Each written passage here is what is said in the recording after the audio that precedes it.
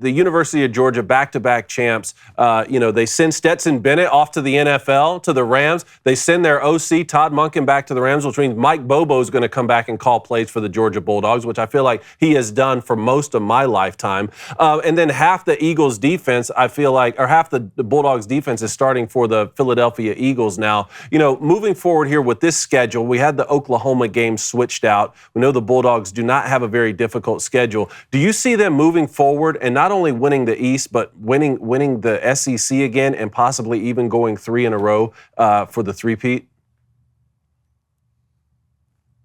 Yeah, I mean, I think with Bobo, like, Georgia fans hate him. I live down in Atlanta. Like, Georgia fans literally hate him. I know, because of what he did, coach. And look, I don't think it's fair, right? Because you go back and look at what he did with Aaron Murray. Aaron Murray set records, right? Aaron Murray is, I believe, still the SEC's a career passing leader, right? And then when he left, Brian Schottenheimer comes in and the entire offense tanks and Mark Richt gets fired. And yet Mike Bobo gets all the blame for it. And, for stupid reasons. I mean, right, you guys are football guys. On 3rd and 20 in your own territory, you run a draw. You run a screen. You punt the football, and yet Georgia fans are like, oh, can't do that. Can't do that, Mike Bobo. Look, I think he'll be fine. I think with the new quarterback, it's going to be a little different. But I think Kirby said it best. And Nick says the same things at Alabama. He's like, the Georgia offense is the Georgia offense. Don't need to worry about anything changing. It's going to be the same ideas. I think they might open things up a little bit because you guys know leading receiver last year, Brock Bowers, Ladd McConkey, number 2, Kenny McIntosh, number 3. Only one of those guys is an actual wide receiver. You bring in Dominic Lovett. You bring in Ra Thomas. Those are 2 studs. Those are 2 dudes, right? And so I think they want to fix the issues that existed with Todd Monken, not because of Todd Monken, but because last year was last year. Bringing in some wide receivers is going to probably open it up a little bit more. And they tried to do that with Kyrus Jackson and some other guys as well. And now Ladd's got some running mates. So I think that'll suit them well. Look, and again, we're talking about the Georgia offense, right? Just don't screw things up. If you don't screw things up, you'll be just fine. Well, you're talking about Alabama there. We saw Jalen Milroe and Ty Simpson in the spring game. You got new OC there and Tommy Rees coming down, and now they brought in one of his old quarterbacks and Tyler Buchner coming down from Notre Dame through the transfer portal. How do you think this is going to go for Alabama? Because it's been, 4 quarterbacks in a row, essentially, with Jalen Hurts and Tua and Mac Jones and Bryce Young, of having one of the most elite, play callers in the country under center. Nick Saban doesn't have that again this year. Do you think the defense is going to be strengthened and he'll lean on that the way he did in years past? Or do you think one of these quarterbacks can step up and really show out this season? You mentioned 4 names that stand out: Jalen Hurts, Tua Tagovailoa, Mac Jones, and Bryce Young. Any one of those guys on the roster? No. They play on Sundays now. They play on Sundays now. And these 3 dudes are not any of those guys. And so I think the Tyler Buchner hype comes in and, he was former Notre Dame starter and he had such a great bowl game. And he's basically, though, in reality, Bo Nix 2.0, where you're going to get great play, you're going to get awful play, and there's nothing in between, right? But I think when it comes to Tyler Buchner, I think people forget, like, Tommy Rees didn't want him at Notre Dame, right? Like, they brought in Hartman when Tommy Rees was still the offensive coordinator at Notre Dame. Yeah. So, it's like, okay, yeah, he's probably the best of some average options. Cool, that's fine.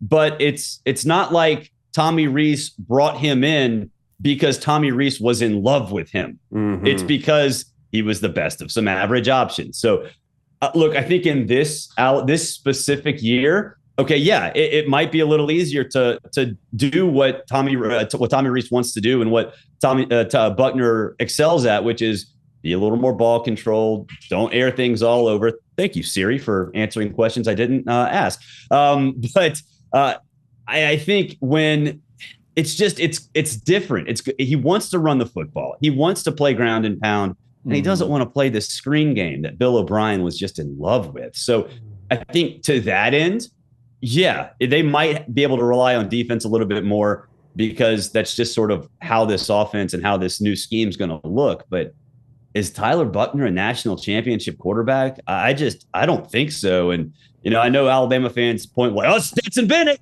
Stetson Bennett, look what he did. I mean, Stetson Bennett's actually really good. Like Stetson Bennett's an NFL quarterback for a reason, right?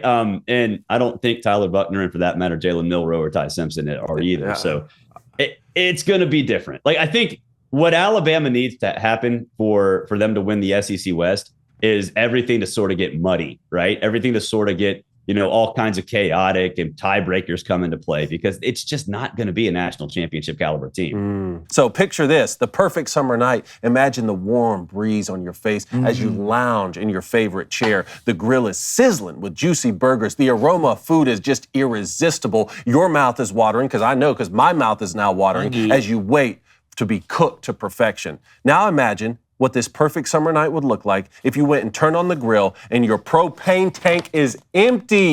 All right? Oh! Do you have Hank Hill's personal cell phone number from King of the... No, you don't. All right? And you shouldn't need it because our friends at Cinch can come in clutch. Cinch is a propane tank grill delivery service. All right? They deliver propane tanks right to your door on your schedule and do not require any long-term commitments or subscriptions. Plus, delivery is completely contactless. You don't have to wait around the house. Track the order with the Cinch app from anywhere. The perfect summer night wouldn't be complete without Cinch. Go to cinch.com, that's CYNCH.com, or download the Cinch app on your phone and use promo code BOOSTER, BOOSTER, to get your first tank exchange for just $10.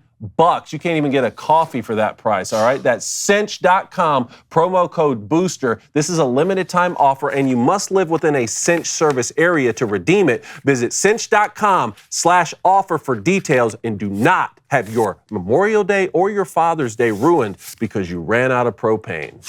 Yeah, and LSU will come to them in Tuscaloosa, so that will help. And I agree with you on all those points. I mean, Georgia fans or Alabama fans can say, well, Stetson Bennett had those great defenses on Georgia's team, but Stetson Bennett won a couple of those games. I mean, he was a gunslinger down the stretch. He won the national championship. I mean, he would step back there and sling it. Yeah, in the Indianapolis game, I guess it was 2022, but 2021 season. I mean, look, we were talking about maybe benching him for JT Daniels in the first half. And then in the fourth quarter, it was like 3 plays, A.D. Mitchell, done. Let's take the go-ahead touchdown. And then it was down the field, Brock Bowers, done. Like, he literally won the national championship game in the fourth quarter against some dude named Bryce Young. So, I don't think any of these 3 guys in Alabama's roster could do that.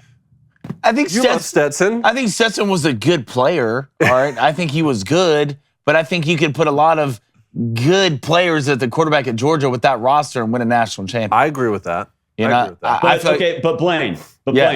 Okay. Good, which is Stetson. I think slightly above, really good is what I would call him. Would you even call any of these Alabama quarterbacks good? Yes. I feel like you could put probably Jalen Milroe back there. Hell, you might even put Buchner back there. Buchner could probably make it to the Natty and maybe win it. I don't think they're beating the Buckeyes. I don't think they're beating the Buckeyes in the semifinal. I think so. Hell, I think you could probably put me back there, and it would have been a 7-point game. I don't know, man. I don't think so. Oh, no way. I referred to Tyler Buchner like Bo Nix 2.0, right? And we saw it in the bowl game. It was bam, 50-yard touchdown or 30-yard touchdown run, and then just mind-numbingly awful interception or fumble or bad decision in the zone. Like, it was up and down and steadiness, like, literally did not exist. Like, it's a myth to Tyler Buchner. So, Barrett, let me ask you. So, if you put Bo Nix back there for Georgia, does Georgia win the championship? Say yes, Barrett. Yeah. Well, okay. But here's the thing. Bo Nix with Kenny Dillingham as his offensive coordinator? Yes, because he was awesome with Oregon last year and he was awesome as a freshman at Auburn. The 2020 version of Bo Nix, the 2021 version of Bo Nix, I don't know about that. I think Todd Monken did a great job, too, Colin. Todd Monken did do a good job. We were breaking down some of the plays, some of the stutter routes they were running to Ladd McConkey. So, I mean, how much do you guys think Georgia's going to miss having him call plays this year. I think it's Mike going to be Bobo big. coming back. Yeah, I think it's going to be big. I think you're going to be able to see it this year. But I wouldn't be surprised if we look up one day and Georgia's still in the national championship game. I just feel like their roster. I think Georgia's. I 100% think that's going to happen, but I don't think they're going to step back from a play calling perspective. I think Mike Bobo, again, getting back to what we talked about earlier, Mike Bobo gets way, way too much criticism because you look back at what happened. Now, granted, they hired Brian Schottenheimer. I don't know what Mark Richt was thinking when that happened, but I mean, it just went straight downhill. I wrote a story on CBSSports.com when Bobo was hired, just comparing and contrasting what happened when he was there and then the fall off. And I would argue that the absence of Mike Bobo is the reason Mark Richt got fired. Wow. I don't like that. I agree with that. Well, I know we kind of brought up Bo Nix, but let's talk about Auburn a little bit. We see what Hugh Freeze we see what Hugh Freeze is doing in the portal. I know we had some Jarquez Hunter stuff and some stuff come out, but with what Hugh Freeze is doing, can you see Auburn maybe making a little jump this year and maybe making a little run? Peyton Thorne from Michigan State. Yeah, okay, two things on Auburn. And look, every Auburn question has to be sort of has to be framed in the sense of it doesn't take an awful lot for a big jump, right? Because Auburn's schedule is always difficult, but it's about as easy as it's going to get. Yeah, you got to play Alabama and Georgia. You got to do that every year. Both of them are at home. You get Vandy as the rotator. Okay, that's great. You play Cal as you're out of conference, right? So even if Auburn played the way it played last year, it's going to go 7-5, right? Even if it did exactly what happened last year, it's a 7-5 football team. So we're talking about a jump from there. At least that's how I frame it, and that's how I think it's going to go. Peyton Thorne's a good quarterback. Peyton Thorne is an awesome quarterback. The running game, it's going to be relied on. And Blaine, I know you had an ISO rant about Jarquez Hunter and all that's going on. And look, I 100% agree with you. Awful timing. But Jarquez Hunter, if he comes back, I mean, look, you need to have a vice president or an assistant coach of common sense at every, not only football program, every NFL program, every corporation. Lord knows there'd be a lot of work for a VP of common sense in the corporate world right now. But I think with Jarquez Hunter, if he plays and plays well, he'll be fine. And they've done so much on both lines of scrimmage, right? I know. You're not going to go get a 6'5", 330-pound offensive lineman that has feet like a ballerina. Like those guys don't exist in the transfer portal. So you go get quantity. Yeah. You just go get a bunch of dudes and see who develops. And he's done that. And same thing along the defensive line. So I think because of the schedule and because Hugh Freeze is a much better coach than Brian Harsin, which isn't saying a lot, but it's true. And I love Hugh. I'm not knocking Hugh. I think he's a great coach, in fact. But, his offense is going to click. It's going to be more consistent and defensively just be average. And that's kind of the blueprint and the path for a lot of these schools now. And if that's the case, it's a 7-5 floor. 8-4 is attainable. 9-3, yeah. I mean, that's the optimistic.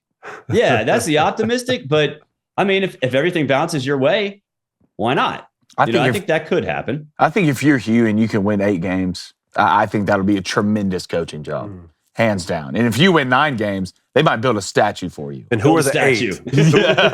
Who are the 8? Do you sneak a big one? Do you sneak Georgia at home in Jordan-Hare? Do you get Alabama late in the season in the Iron Bowl? Like that would be another feather in the cap if it's 8.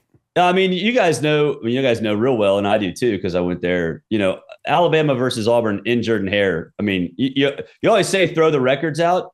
I mean, it's really hard for Alabama to win in Jordan-Hare, and they do it It's the Bermuda Triangle, man. The weirdest stuff happens there, and that's what makes it a great rivalry. Yeah, Auburn Jesus is looking over Jordan-Hare when the tide rolls into town. That's true. But I mean, okay, let's say Georgia, you'll lose to Alabama.